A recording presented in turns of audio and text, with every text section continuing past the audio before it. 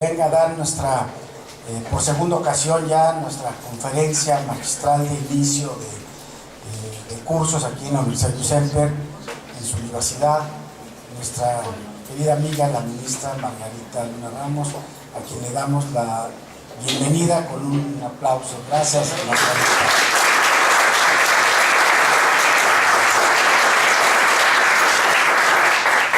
La ministra Luna Ramos no necesita presentación, sobre todo en el mundo jurídico, pero por un simple elemento nada más de formalidad, estamos en un centro académico. Unas cuantas pinceladas nada más. Ella es licenciada, especialista en Derecho Constitucional y Administrativo, maestra y doctora en Derecho, egresada de la Universidad Nacional Autónoma de México, de la Facultad de Derecho, donde también es catedrática, aunque bueno, pues a mucha honra ha venido con nosotros aquí a estudiar, porque ella es originaria de San Cristóbal Las Casas, en Chiapas, donde hay algún premio para juristas que lleva su nombre, lo cual también nos da mucho gusto. Pues ella ha hecho toda la carrera judicial, todos los peldaños. Empezó como oficial secretaria, actuaria, juez, magistrada, consejera de la Judicatura Federal, primera mujer consejera de la Judicatura, y ha sido primera mujer en muchísimos cargos. Y desde el 2004, el Senado de la República la nombró ministra de la Suprema Corte de Justicia de la Nación, y bueno, tiene una gran cantidad de reconocimientos. Es una persona que es ejemplo no solamente de mujeres, sino de profesionistas en este país. A nosotros nos da un gran gusto, un gran honor que sea parte de nuestro consejo, comité asesor académico de la Universidad de Semper. Desde que nos empezamos en esta tarea, Margarita nos ha apoyado y ha hecho en el país una gran lucha, en el país y en América Latina, por la defensa de la igualdad, la defensa de la equidad de género. Es vicepresidenta latinoamericana, ¿cómo se llama? La cumbre se llama, ¿no? La cumbre judicial. Ya terminaste, pero... bueno, de la asociación internacional. Y es además pues la que lleva el Comité Interinstitucional de Equidad de Género en la Procuraduría, en el Poder Judicial de la Federación. Ha sido acreedora a muchos premios, me parece que uno de los más relevantes y más recientes. A una mujer también por primera vez, el prestigiado premio Jurisprudencia que da la Barra Mexicana del Colegio de Abogados, se lo otorgó a la ministra Margarita Luna Ramos. Así es que bueno, pues sin mayor preámbulo, nos va a platicar ella esta tarde sobre una cuestión muy especial en la Suprema Corte de Justicia de la Nación, que es la facultad de atracción que tienen de acuerdo con la ley de amparo y los casos relevantes. Pero antes déjenme decirles que a mí me da mucho gusto ver cómo participa la ministra Luna Ramos en el pleno de los ministros y cómo demuestra su capacidad, su habilidad, su experiencia, pero sobre todo su sencillez. Y yo se lo he dicho coloquialmente, que en muchas ocasiones ella es la culpable de muchos de mis desvelos, porque cuando hay asuntos importantes en la Corte y no puede uno ver el pleno en vivo, pues nos vamos a la repetición a las 10 de la noche y vemos cómo Margarita defiende los puntos jurídicos con una gran habilidad y aprendemos en esos. Así es que me quedo a veces hasta las 2, 3 de la mañana siguiendo las sesiones de la Corte. Los que no lo hayan hecho, por favor, se les recomiendo, porque se aprende mucho, seguramente más de lo que han aprendido en esta universidad. Pues muchas gracias, Margarita, bienvenida, gracias por aceptar acompañarnos esta tarde.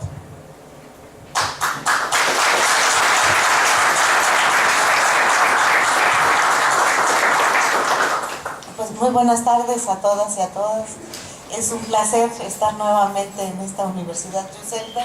Agradezco muchísimo a su rector, al doctor Elías Huerta, una vez más la invitación a este y a muchos otros eventos que él organiza, y agradezco sobre todo que siempre me tome en consideración.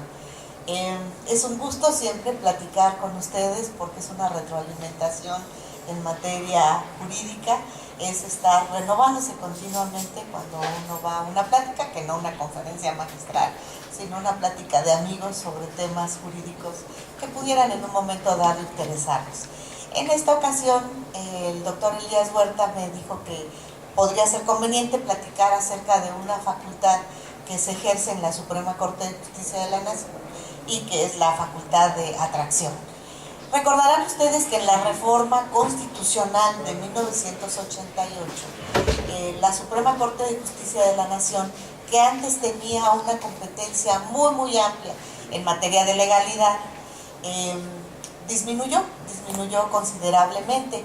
La idea antes era que las 4 salas que existían bajo la estructura anterior de la Suprema Corte de Justicia de la Nación, pues se encargaban de las diferentes materias que en ese momento concentraban de manera importante los asuntos civil, penal, administrativa y laboral.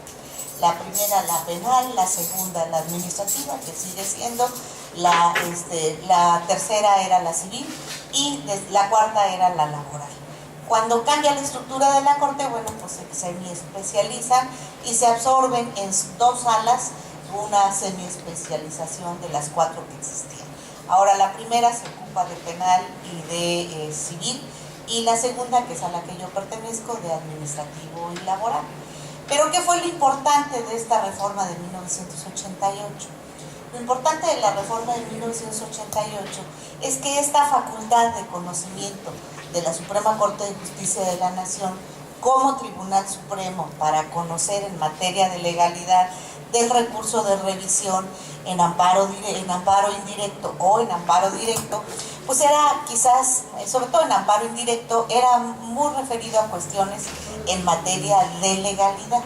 Estábamos hablando de que la competencia se distribuía, por ejemplo, en materia penal, en aquella época, estamos hablando ya para ustedes a lo mejor de la prehistoria, era en términos de la penalidad de los delitos de acuerdo al entonces término medio aritmético, ¿se acuerdan? Era la forma en que se calculaban las penas, y los que rebasaban este término medio aritmético en revisión iban a la Suprema Corte de Justicia de la Nación. Las penalidades que no rebasaban este término medio aritmético pues se quedaban en el conocimiento de los tribunales colegiados de circuito, y así se establecían criterios diferenciadores entre qué asuntos iban para su revisión a la Suprema Corte de Justicia de la Nación y qué asuntos se quedaban en los tribunales colegiados de circuito. Pero la idea fundamental era de que una competencia en materia de legalidad se distribuía entre tribunales colegiados de circuito y Suprema Corte de Justicia de la Nación. Sin embargo, y bueno, la otra posibilidad era conocer a través de las contradicciones de tesis que siempre han existido y que quizás ahora también ha disminuido un poco el número de asuntos que conoce la Corte a raíz de la creación de los plenos de circuito. En esa época no existía. Entonces, la Corte tenía facultades, desde luego, en materia de constitucionalidad, pero también las tenía en materia de legalidad. En la reforma de 1988 se le quita a la Suprema Corte de Justicia de la Nación esta facultad y se deja prácticamente a los tribunales colegiados de circuito la posibilidad de conocer de estos recursos de revisión cuando se trata de problemas de legalidad. A la Corte solamente se le dejan problemas de constitucionalidad, y en amparo directo, pues siempre y cuando se satisfagan los requisitos de que sea inconstitucionalidad de una ley o interpretación directa de un artículo de la Constitución. Más tarde se incorporó el problema de convencionalidad, es decir, cuando hubiera la inconstitucionalidad o la inconvencionalidad de una ley o la interpretación de un artículo de la Constitución o de un artículo de un tratado internacional. Y desde luego, ya con las regulaciones que se hicieron en algunos acuerdos, siempre y cuando esto revistiera importancia y trascendencia, que se establecieron en un acuerdo específico del Pleno cuáles eran esos casos de importancia y trascendencia, por ejemplo, que no hubiera precedentes, no precedentes, sino más bien jurisprudencia que resolviera el asunto, que en un momento dado los agravios no resultaran ser inoperantes. Esto fue un poco criticado y yo creo que con toda razón, porque pues para determinar si los agravios son inoperantes o no, pues estábamos entrando al fondo, y sin embargo esta inoperancia daba lugar a la improcedencia del recurso. Pero bueno, así se estableció desde el acuerdo plenario.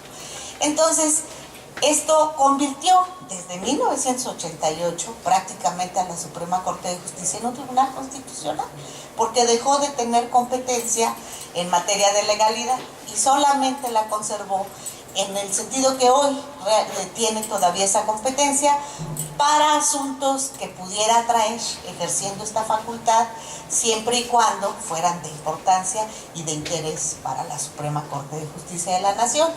Y desde luego conservó también la facultad de conocer en materia de legalidad aquellos asuntos que se presentaban en contradicción de criterios. En aquella época, pues con reglas diferentes, porque no existían los plenos de circuito, se podía presentarse si se trataban de materia diferente, de circuitos diferentes.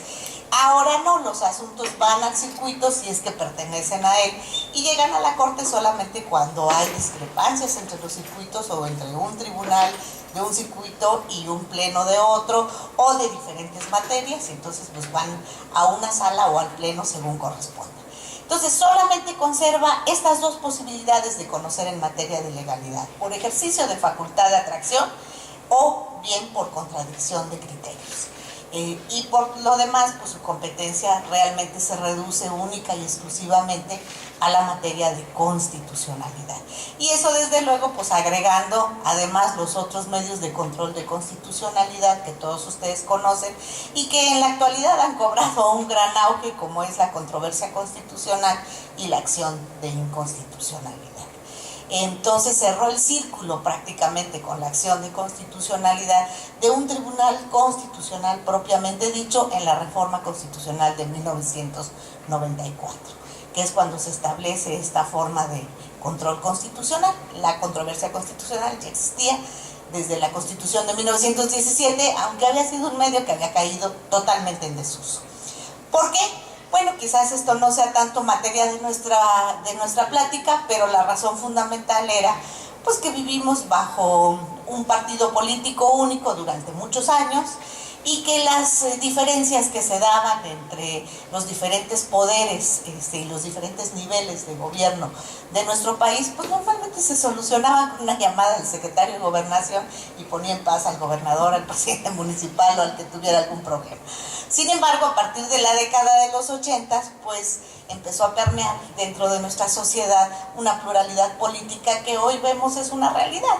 Entonces, ante esta pluralidad política, pues llegamos a ver que había un presidente municipal de un partido, un gobernador de otro y un presidente de la República de otro, según se dieran las situaciones electorales.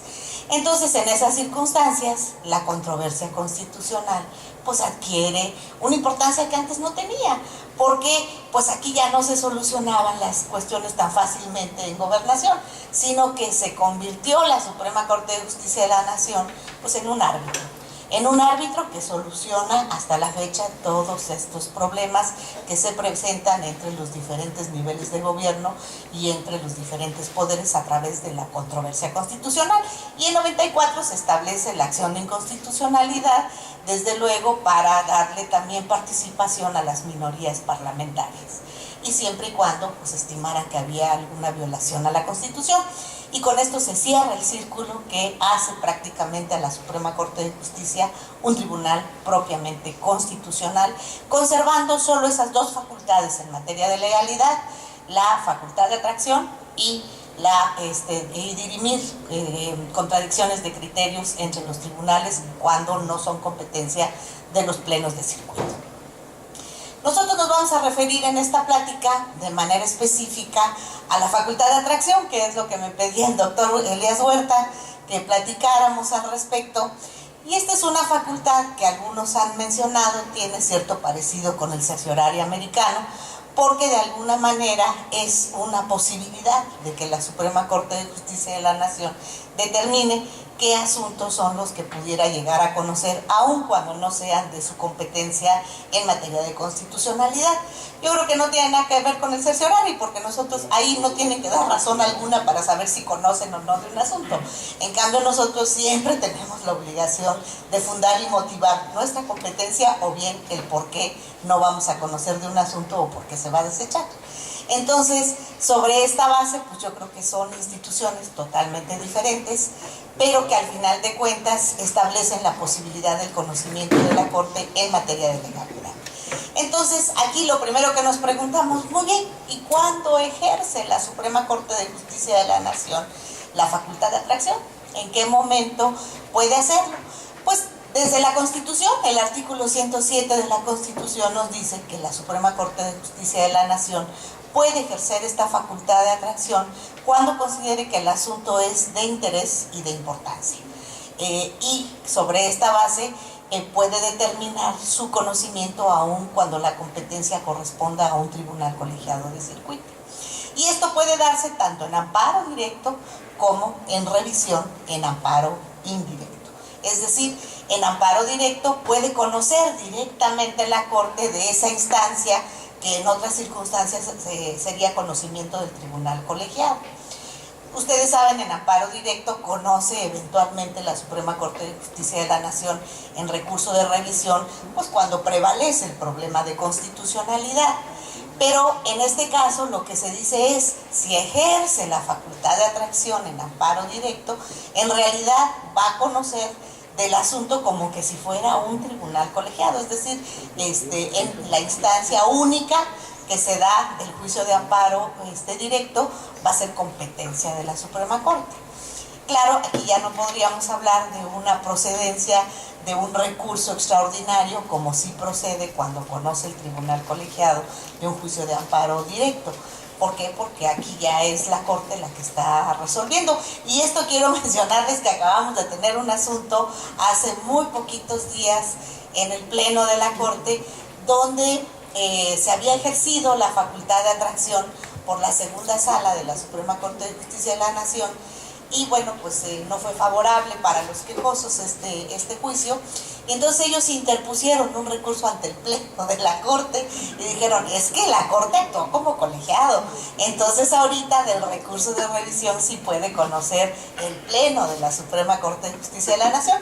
Y pues dijeron, pues fíjate que no, porque esto no está dentro de los supuestos de procedencia del recurso de revisión. La Corte ejerció su facultad de atracción, resolvió como tal y el asunto está prácticamente concluido. Pero bueno, ¿cuándo se ejerce? Bueno, primero que nada, ¿quiénes pueden ejercer la facultad de atracción? Que eso es importante. Desde luego, la Suprema Corte de Justicia de la Nación de manera oficiosa puede hacerlo. De manera oficiosa cualquiera de las salas, cualquiera de los ministros que integran tanto las salas como el Pleno o el presidente de la Corte pueden ejercerla oficiosamente, es decir, sin que nadie lo pida. Sin embargo, aquí lo curioso es, dicen, sin que nadie la pida, pero ¿cómo se entera? ¿Cómo se entera? No tiene bola de cristal para saber los asuntos. Bueno, en ocasiones eso también es motivo de conocimiento. Lo que sucede en ocasiones es que las partes nos solicitan que se ejerza la facultad de atracción. Desde luego no están legitimadas para hacer esta solicitud. Sin embargo, nosotros analizamos de qué se trata el asunto, cuáles son las razones que nos dan para que podamos ejercer la facultad de atracción, y si se encuentran méritos suficientes, pues la Corte ejerce, algún ministro la hace suya, o bien se somete en privada a una sesión y llegamos a la conclusión de que debe atraerse y el asunto se atrae. Y si no, bueno, pues se les dice que no y se devuelve al tribunal colegiado correspondiente. Entonces, por una parte, es oficiosa esta facultad por parte de la Suprema Corte.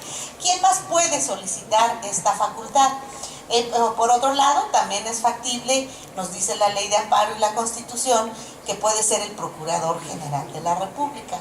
Pues siempre se había considerado al procurador como el abogado de la nación, como la persona que participa en muchos de los juicios, si no es que en todos como parte, y entonces es una persona que la Constitución ha estimado que está legitimada para cuando lo considere conveniente solicitar el ejercicio de la facultad de atracción, y él sí está legitimado para esto.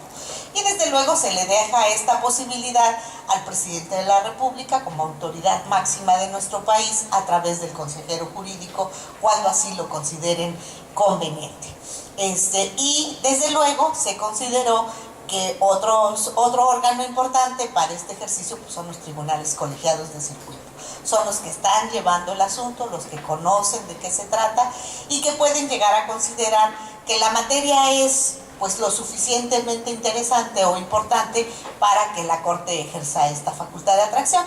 Entonces, una vez que esto llega a la Suprema Corte, les decía, la idea es que se da cuenta en una sesión privada. Normalmente no se hace esto en pública. En la previa que nosotros tenemos, se da cuenta con los asuntos que se estén solicitando facultad de atracción, sea por persona legitimada o no. Entonces, en esta sesión se vota si el asunto reviste las características de importancia y de interés para la Suprema Corte. ¿Qué es lo que se nos ha dicho pudiera revestir importancia e interés para la Suprema Corte? ¿Qué se entiende por estos requisitos que se establecen tanto en el artículo 107 de la Constitución como en la propia Ley de Amparo y asimismo en la Ley Orgánica del Poder Judicial de la Federación? Bueno, pues primero que nada se dice que si el asunto es de tal manera novedoso en su estructura jurídica, novedoso, puede ser en un momento dado complejo en cuanto a su decisión jurídica, puede ser relevante en cuanto a su decisión jurídica, y que además esto pueda ser motivo de precedente para toda la República o para una parte importante de la República, es un asunto que debiera conocer la Suprema Corte de Justicia de la Nación. Esta facultad es discrecional, debo mencionarles, no es que obligatoriamente tenga que conocer. La Corte tiene que fundar y motivar y decir por qué conoce o por qué no, pero sobre la base del análisis de estas características.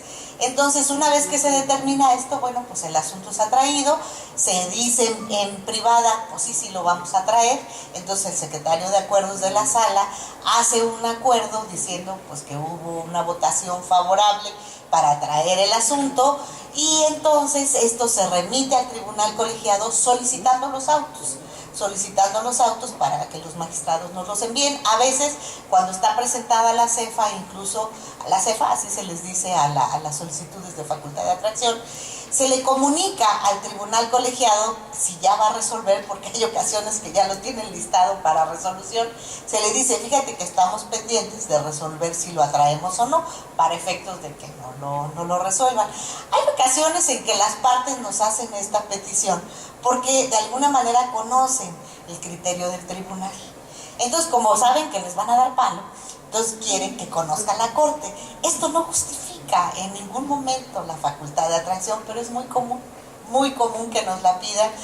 No, es que el tribunal no va a ser imparcial. No es que no sea imparcial. Lo que sucede es que conocen cuál es el criterio que ya ha externado en ciertas materias y saben que no les va a ir bien. Entonces, ¿qué pretenden? Pues que lo resuelva la Suprema Corte de Justicia de la Nación, pero esto no encaja de ninguna manera en los criterios de importancia y trascendencia. Entonces, cuando esto sucede, pues con la pena se les dice, pues no lo vamos a traer. Pero cuando se decide que sí se va a traer, bueno, pues se le avisa al tribunal colegiado, el secretario de Acuerdos de la Sala pide los autos y entonces ya se turna a un ministro de la Sala para que realice el proyecto de facultad de atracción. Aquí sí ya se lista este asunto en la lista correspondiente, como todos los que resolvemos semanalmente en la sala, se lista el asunto diciendo con un proyecto del ministro a quien le correspondió ya con los autos analizar si aquello que nos comentaron en el escrito que se presentó, pues resulta ser o no cierto, porque a veces también pasa que en el escrito se nos platican muchas cosas que a la hora que tenemos el expediente, pues evidentemente no concuerda. Y en el momento que se dice, pues sí, el asunto es muy importante, cuando vemos los autos resulta que no era tanto. ¿Por qué? Porque, por ejemplo, pudiera ser que el tema jurídico sea muy importante, pero lo que tengamos para resolver es apenas la admisión de la demanda. Hay un criterio de la sala que dice que cuando se trata de cuestiones relacionadas con quejas por admisión, con recursos de revisión por admisión o por desechamientos, que no se debiera traer. Yo no he estado totalmente de acuerdo con este criterio. ¿Por qué razón? Porque hay ocasiones que los criterios de procedencia son realmente de importancia y trascendencia. Son criterios que de veras debe conocer la Corte porque se fija una situación pues compleja, novedosa y sobre todo que permite que se dé un precedente que puede servir a todos los tribunales del país. Entonces, desde mi punto de vista, no basta con que la solicitud se refiera a un recurso menor, que lo sería el recurso de revisión o al juicio de amparo directo, para decir que no procede la facultad de atracción. Yo creo que eventualmente puede proceder en cualquier recurso. ¿Por qué? Porque así ya se había estimado por la Corte. Lo que sucede es que no importa el recurso, el tipo de recurso que se esté planteando, en mi opinión lo que importa es el problema jurídico que en ese recurso se está presentando. Porque de lo contrario sí tenemos el problema de que en ocasiones nada más por ser una queja se rechaza y resulta pues, que era un problema muy importante y se soslayó por la Corte. Entonces yo creo que no importa, sin embargo, en mi sala debo de reconocer que el criterio mayoritario es en el sentido de que si se trata de quejas o de recursos de revisión en incidentes de suspensión, que también la suspensión, perdónenme, pero es un asunto donde se tasa el criterio del juez de distrito. Entonces, a veces cuando se trata de revisión en suspensión tampoco quieren atraerlo porque no es el asunto en definitiva. Y pues yo creo que la importancia y la trascendencia no la da solamente el asunto en definitiva, sino la materia de cualquier otro recurso que pueda generar un criterio importante. Entonces, esto sí se presenta con cierta frecuencia. El asunto es atraído, el ministro al que se le turna la facultad de atracción realiza un proyecto de resolución donde nos da las razones, ya con el conocimiento del expediente respectivo, para decirnos por qué sí se debe de atraer o por qué no. Y aquí sí ya tenemos una resolución jurisdiccional en la que se dice si se atrae o no se atrae, presentada por un ministro. Ha pasado en ocasiones que votamos en la privada, sí debe atraerse, y a la hora que el ministro presenta el proyecto correspondiente, pues nos dice, fíjense que siempre no, porque en realidad no lo amerita. Pero bueno, es precisamente juzgar las razones que se nos dan para poder determinar si estamos o no de acuerdo. Si se llega a admitir esta facultad de atracción, pues lo que se hace es pedir los autos y entonces sí ya turnarla al ministro que le